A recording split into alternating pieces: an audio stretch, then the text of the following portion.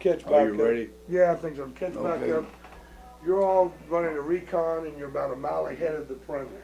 Right, so we, then we, the Chinese, were ambushed us, they opened fire on us. However, they should have waited, they did it from long range, so therefore casualties was limited because of the fact that we didn't walk right into an ambush. They started firing sooner than they should, yeah. And when they did, our mission was completed.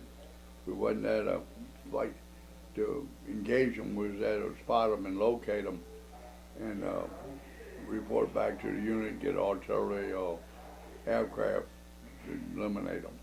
So decided to withdraw. And the lieutenant took the platoon and started withdrawing back, you know, to where we came from.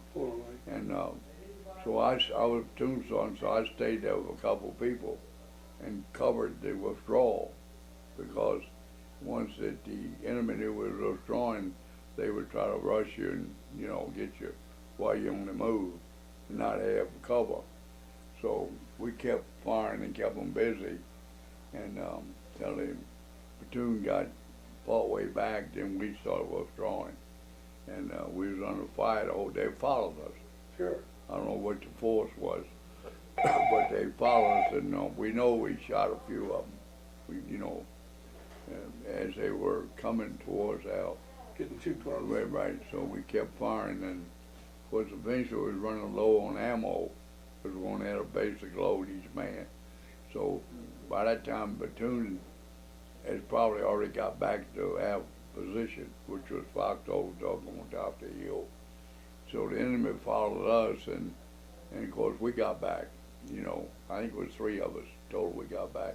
Okay. And I didn't think anything of it. You know, we got back, everything was fine. Just another day of I life. was 17, and I was probably looking for something to eat or whatever, getting ready to supply ammo I want. And the word got to, in the debriefing, the battalion, I went with the lieutenant over for the briefing of what happened, so they by the end was located and everything. And this,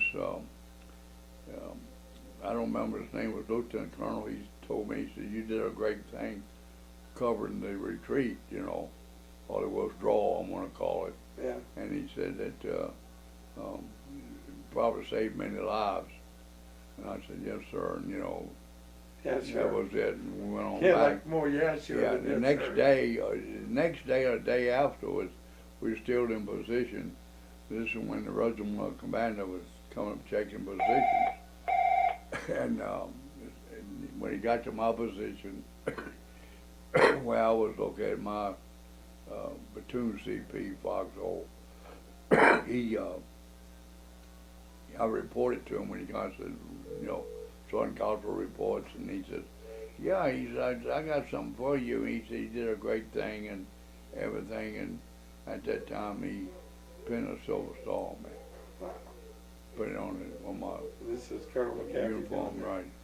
And For of another course, I day didn't of the think no job. more of it, you know.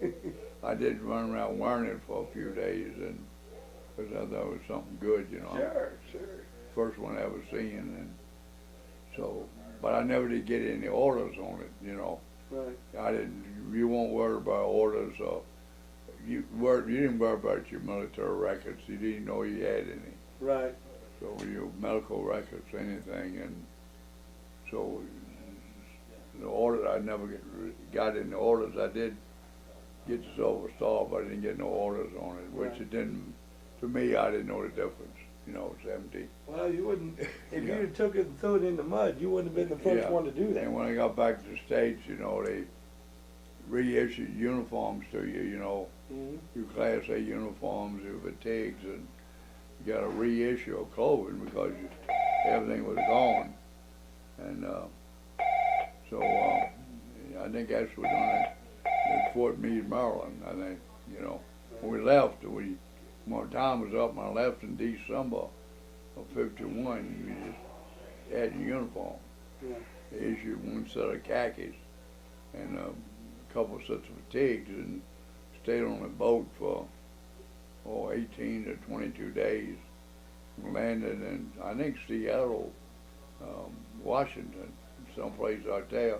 That's what he Yeah, says. and then we, you get your own, they give you a little advanced travel pay, then you didn't have no money, and you call and get you a ride over to the civilian airport, you know, Uh-huh. and tell them where you're going. And I was heading back to Richmond, Virginia, you know. Right. So I got a flight into wherever I went, I don't know, but I made it back to Richmond. And You just don't like Yeah, travel unless then- you're doing 1,000 yeah, miles and then at a time, after right? then, I was reported to Fort Meade, Maryland, which was Second Army headquarters. Right. That's when you got a reissue of your clothes, Okay. you know, uniforms and stuff, you know. And then they tell you then what decorations you authorized to wear. They take it off your records.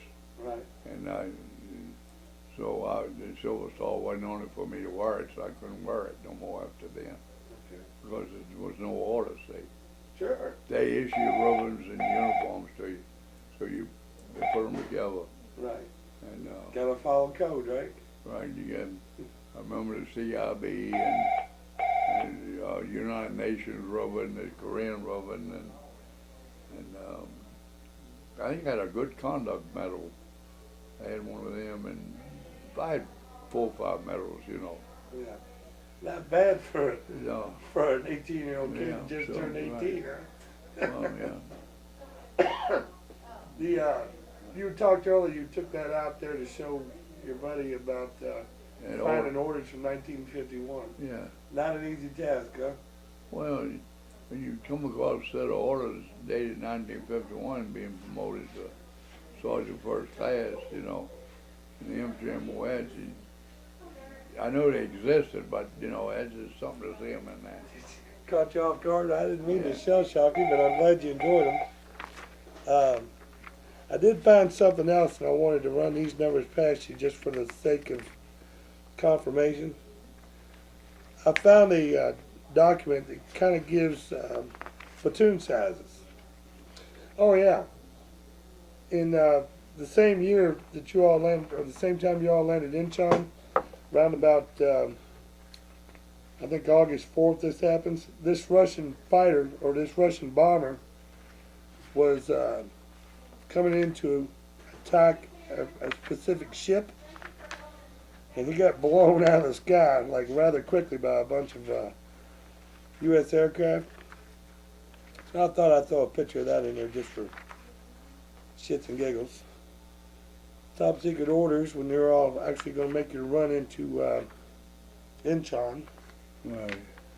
I've got comments made from the ambassador of Korea, speaking with the chiefs of staff and other people in Washington. Right. Press Secretary Eben Ayers, case example. Private note from the president in his Right. handwriting.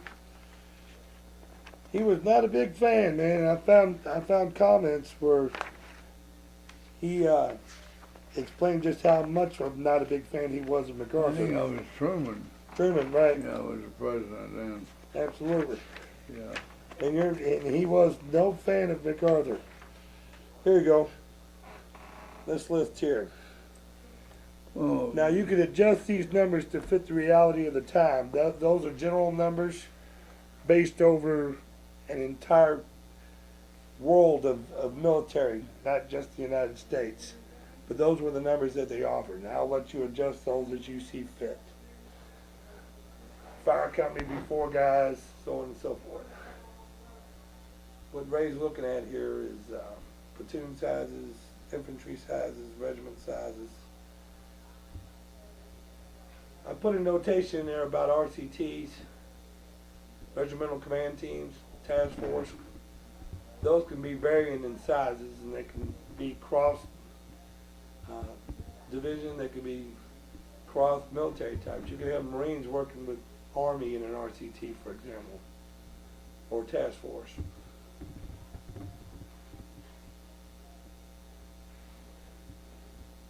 Yeah, you're pretty well. Pretty accurate.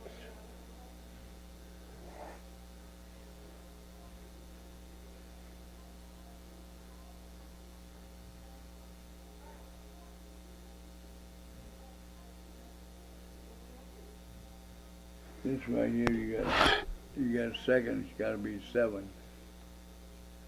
That's 7th Division. Yeah, 7th division. You wanna turn around and get to Oh, I can do it from there. That's 7. fine. Oh, now I lost it. Company E of 7th Division. Company E. There you go. So it's 7th Division, Yeah. 3rd Infantry, 31st infantry. and 31st. I'm sorry, yeah, You see, you got that right. 31st Infantry. Yeah. So division, Yeah. 7th, 7th, right. right? Company is E,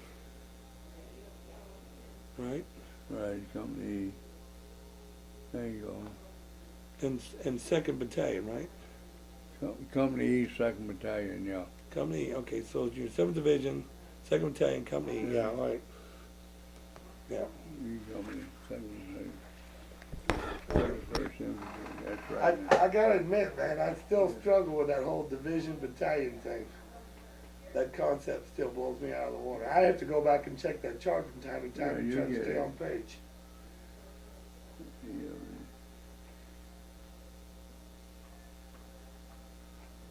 Is it fair to say though that in a lot of ways what I'm bringing out to you, you've never seen this stuff before? Now, a lot of them I've never seen before, no. Like you didn't No. know about where the ships and how they traveled over? You didn't see No, that? I didn't. See, you're not privileged to all that information. Right. See, you're concerned about your job, your mission, and mainly staying alive. Right. See, that's what you're concerned High about. priority, right? Yeah, you're not worried about how many ships they got or so forth. When You hear talk about it later, you know. Yeah, when you get back to Pusan, or if you want to talk about Hung Nam for a minute, when they blow up the docks and all that, you have any recall of being in that area? I mean, because there were thousands. What are it? When you come down of Hagaru, you're down in Hung Nam. Yeah, I remember being in Hong Nam, Ham Hung. The Hong Nam was first, then Ham Hung. Okay, Ham Hung is the one, the docks. Right, Ham Hung is the dock. The city of the docks. Okay. That's a port city. Okay, in the port city, what do you recall of that? Because I want to compare in my mind what I read in this. And I what just, you can. I just recall a big area and there was a lot of confusion and people mingling around, you know, equipment all over the place, Right. duffel bags and. Just a whole hodgepodge of Right, shit. then you got the bodies, you know, and the ponchos because we didn't have enough body bags, you know, so we can load the KIAs up. I remember that.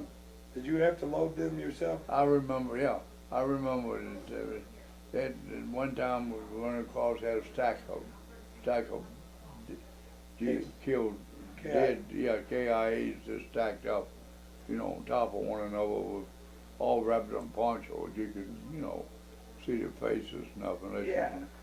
And properly identified, because they had to get them out. You know, they didn't have the choppers and all that like you have now in Vietnam. Yeah, that was. They had to get them up, put on LSTs, get them on a ship and ship them out to, you know, to the morgue in Japan, get them ready to ship home. Yeah. You know, Yeah, I just can't imagine. it was a job just to get the friendly dead out of that. You couldn't leave them behind, you know. You say you don't remember what ship you mounted to leave that area. I don't remember, but Sergeant Begley might know the name of it. If he comes out, he went on the same ship. Right, Sergeant If I Bagley. can get him a Begley. Is it Louis Bagley? He's a guy that lives here in Meade County that we met a few years back. We got talking and we found out that we were well, Going in the same on the direction? same ship. Well, I can get his name and phone number if you want to talk to him. He's pretty old. He don't get around good. Just ask him if he remembers the name of the ship. He might remember it. If you can get the name of the ship, that would Yeah, go. he might remember it. That would help a lot. Yeah. Also, I understand, of course this is off the wall, but coming through Funchillen and all that, you had to be somewhere in the middle of that, those granite cliffs and all that stuff. What's left of your guys had to be somewhere in that group. I know the Missouri, USS Missouri, was the command ship for MacArthur, and it was outside of the dock, way out. I saw pictures later where he was on a command ship, but I didn't see it at the time. Yeah, it was. I'm going to lunch. I just want to let you know. Okay, when we get back from lunch, we've got to go make some turning and stuff. Oh, you come, where you going?